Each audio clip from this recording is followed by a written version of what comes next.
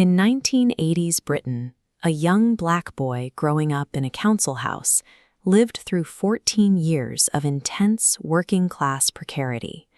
He navigated that environment by becoming an honors student and an engineer.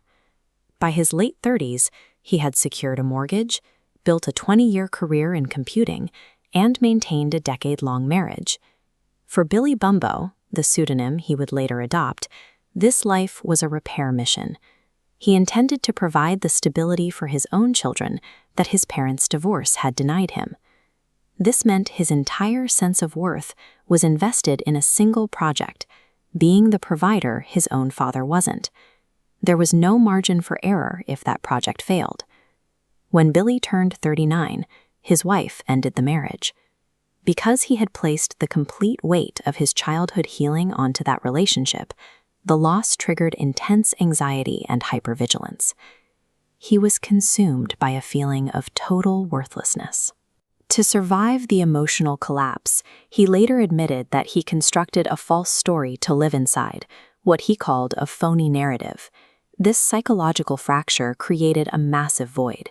Billy was no longer accurately documenting his own reality. This loss of self-authorship left a gap in the record that the state would inevitably fill. What followed the divorce was a period Billy refers to only as his nefarious chapter, a series of severe offenses that resulted in a 9-year carceral sentence.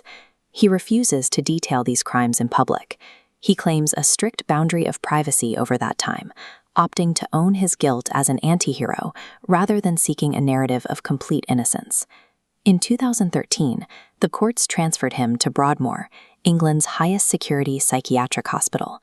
After a brief 30-minute consultation, the hospital placed him under a Section 3741 order, legally branding him with a permanent diagnosis of paranoid schizophrenia. As a former computing engineer, Billy demanded to see the underlying logic. He wanted the psychosocial evidence, the details of his childhood trauma and divorce that justified the label. He found nothing but blank wireframes in his file. A diagnosis that ignores a person's life history functions as an exercise of raw, unchallengeable power. When Billy verbally rejected the diagnosis, the institution enforced its authority physically. His refusal was overridden by 6 men entering to administer forced intramuscular injections. He realized he was trapped inside a black box. The psychiatric establishment demanded complete transparency from him as a patient, but kept its own internal logic entirely hidden. The hospital operated on a timeline of risk forever. Every clinical assessment projected his worst past mistakes into his future, freezing his identity in place. Inside the asylum, the medical file outranks the human being. The patient is trapped inside an official story they are forbidden to edit. After 9 years, Billy was granted a conditional discharge and moved into a halfway house in Coventry. His release came with grueling conditions.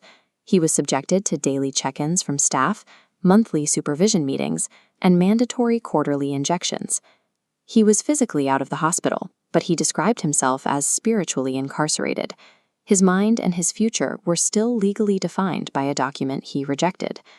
Unlocking a physical door is a hollow victory, while the state's clinical record still holds the legal authority to define who you are. To fight back, Billy began his own counter-record. He launched a Substack blog, publishing a new post every Wednesday at exactly 5:59 a.m. He used his eidetic memory to publish word-for-word transcripts of his clinical meetings, effectively surveilling the system from the bottom up. This operation produced tangible results. His writing forced his social worker to apologize for re-traumatizing him and prompted his psychiatrist to start using the blog itself as clinical material. Today, Billy deliberately refuses to apply for a full legal discharge. He intends to stay in the system until the doctors formally admit the diagnosis was a mistake. Billy Bumbo's story suggests that true liberation occurs when a person successfully forces the world to acknowledge their version of the truth.